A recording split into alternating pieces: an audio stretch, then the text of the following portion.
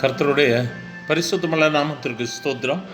இன்றைய நாளின் கர்த்தருடைய வார்த்தையாக ஏசாயா தீர்க்க தரிசன புஸ்தகம் 66வது அதிகாரம் 2வது வசனம். என்னுடைய கரம் இவைகளை எல்லாம் சிருஷ்டித்ததினால் இவைகள் எல்லாம் உண்டாயின என்று கர்த்தர் சொல்லுகிறார். ஆனாலும் சிறுமைப்பட்டு ஆவியில் நொறுங்கொண்டு என் வசனத்திற்கு நடுங்குகிறவனையை நோக்கி பார்ப்பேன்.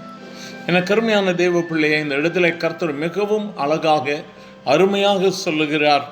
கர்த்தருடைய வசனத்திற்கு நடுங்குகிறவனையை நோக்கி பார்ப்பேன். அதற்கு முந்தின வசனத்தில் வேதம் சொல்லும் பொழுது சொல்லுகிறது, பூமி எனக்கு பாதுபடி, வானம் தேவனுடைய சிங்காசனம்.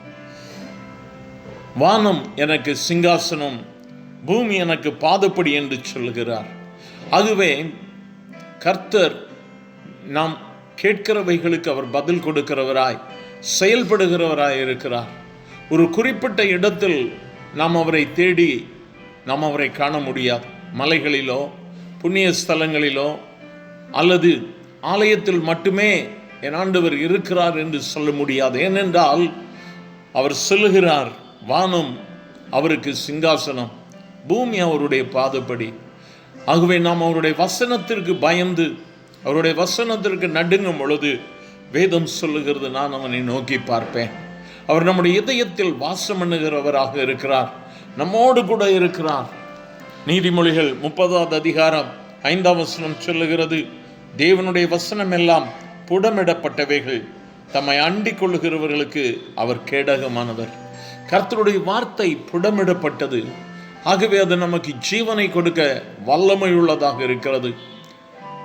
நாம் வேதத்தை கேளாதபடிக்கு ஜெபிக்கும் பொழுது அந்த வேதம், அந்த வார்த்தை அல்லது ஜெபம் கர்த்தருடைய பார்வையில் உகந்தது அல்ல என்று சொல்லி வேதம் சொல்லுகிறது. ஆகவே கர்த்தர் நமக்கு கொடுத்திருக்கிற வேதத்தின் வார்த்தைகளுக்கு நாம் கீழ்ப்படிய வேண்டியது மிகவும் மிகவும் அவசியம். ஒன்றிற்கு கீழ்ப்படிந்து இன்னொன்றிற்கு கீழ்ப்படியாமல் இருப்போமானால் அது தேவனுடைய பார்வையில் விருப்பம் உள்ளதாக இருக்காது. ஆகவே வசனத்திற்கு நடுங்குகிறவனை அவர் நோக்கி பார்க்கிறார்.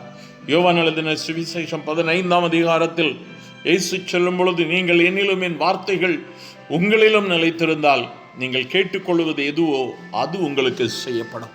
எனக்கு அருமையான தேவ பிள்ளை, இந்த நாளிலும் நம்மை ஆராய்ந்து பார்ப்போம். கர்த்தருடைய வார்த்தைக்கு நாம் நடுங்குகிறோமா, பயப்படுகிறோமா?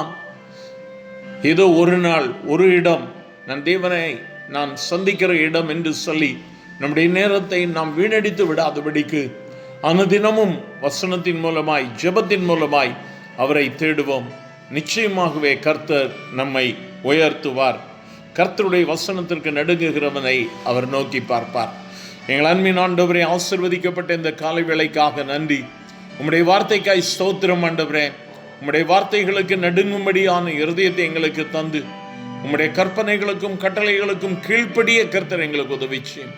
எங்களை முற்றிலுமாய் தாழ்த்தி உம்முடைய கரத்தில் ஒப்புக் கொடுக்கிறோம் ஆண்டவரே. ஆசீர்வதிங்க, கர்த்தர் பெரிய காரியத்தை செய்யுங்க. இயேசுவின் நாமத்தில் பிதாவே, ஆமென், ஆமென்.